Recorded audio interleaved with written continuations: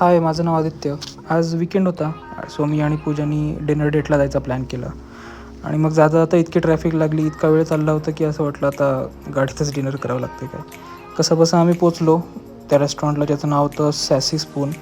आणि त्यांनी कार मस्त सजवली होती, मस्त दिसत होती आणि रेस्टॉरंटचा ॲम्बियन्स छान होता.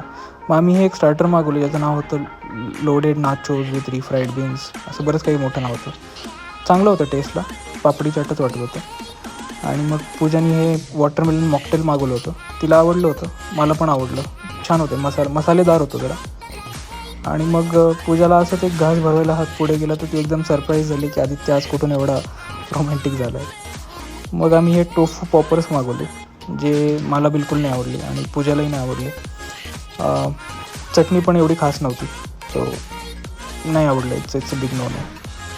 त्यानंतर जास्त एक्सपेरिमेंट नको म्हणून मग आम्ही पास्ता ऑर्डर केला, पण पास्त्याला एवढी चव नव्हती. मग त्यात आम्ही बऱ्याच गोष्टी ॲड करून ती कशी आमच्या आवडीची बनवली.